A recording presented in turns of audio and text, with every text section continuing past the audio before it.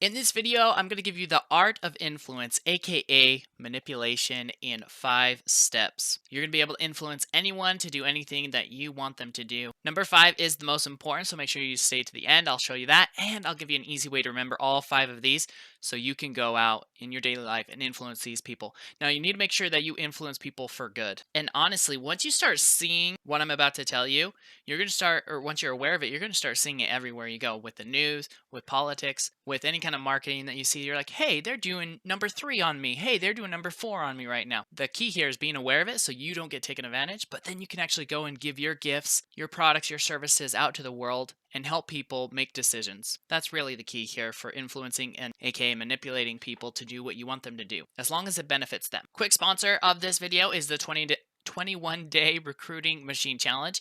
It's designed to help you build a machine that works 24/7, 365. At the end of 21 days, you'll have built out a machine that works out, goes and finds people, leads, sells, and recruits for you all on autopilot worldwide. So let's jump into the content here. So there's 5 things that you can do to help influence people and manipulate people to do what you want them to do. The first thing you want to do is you want to justify failures that people have made. People don't like to take responsibility these days, and so if you can take the responsibility away from them and justify why they failed at something, say, hey, it's not your fault why you failed, then they're going to naturally be drawn to you. They're like, oh man, this person completely understands me. This person is there for me. They understand what I'm going. Completely justify their failures. You see this all the times in politics. Number 2, on the flip side of that, is you want to encourage people's dreams. Just think of this. If you go out there and you say, hey, I'm starting up a business on Facebook or Twitter or wherever you're at, you post out there and you say, hey, guess what, guys, I'm starting up a business, and you get a bunch of negativity. People are worried about you, but then you get that one person that says, go for it, man. You can do it. You're awesome. You're amazing. I think you can do it. You're definitely going to do it. You're going to blow this out of the water. Are you going to be drawn to that person? Are you going to be more likely to interact with that person? Yes, yeah, absolutely. So you want to go out and encourage people's dreams. And again, encourage the dreams of people that you want to attract to you. By the way, guys, if you are liking this video so far, make sure you like and comment down below what you're liking so much about the video, or what kind of things you use to help influence people to better their lives and aka manipulate them to make decisions. All right, number 3, you want to ally their fears. An ally is just like a friend, right? You want to just be there and say, and it kind of goes along with the failures here. You're justifying their failures. You want to also ally their fears and be like, hey, I have the same fear, or I understand the fear that you're going through. Be encouraging through that fear. On the flip side of that, number 4 is you also want to go and confirm any suspicions that people are having.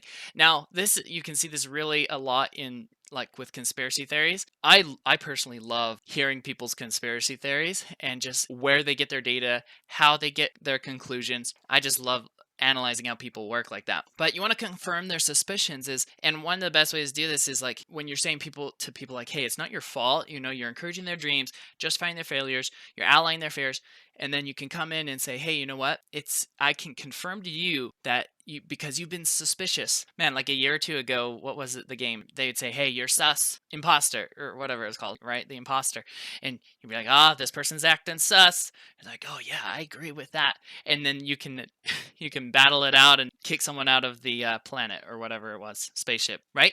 But if you can confirm someone's suspicions, like, yeah, I think this person's being suspect, then you naturally can cling together and be like, yeah, we're friends now because you confirmed that I thought this guy was suspicious. You can also do the same thing, like if you are the imposter and you go and say, yeah, I think that person's suspicious, and then someone else says, I think this person's suspicious, and then you support them, then you can kind of manipulate people to get the attention. By the way, make sure you guys are subscribed to the channel if you like learning about marketing, how to build your business online, the psychology of people to help you grow your business online. That is what I talk about on this channel. Number 5, and this one is most important, is you want to throw rocks, figuratively, at their enemies. And this is really easy in politics. As you can see, one side and the other side, they're throwing rocks at each other all the time. And it just naturally makes it so like, hey, if you throw this rock at them, that means you are also on my side as well. It's like the quote, the enemy of my enemy is my friend, right? And so people are very divided these days. And so if you can say, hey, like I'm throwing rocks at your enemy, then we should be friends, then they're naturally going to start following. And this is why it's so important to figure out who these people are that you want to attract to your business, because you need to understand who are their enemies, what are their fears, what are their dreams, what are they trying to justify, what are their failures, right? So what is an easy way to remember this? So there's 5 letters here, right? And I was like figuring out, how can I help people remember this? And the easy way to remember is feast. So FEAST. So you want to justify their failures, encourage their dreams. A, ally their fears. S, confirm their suspicions.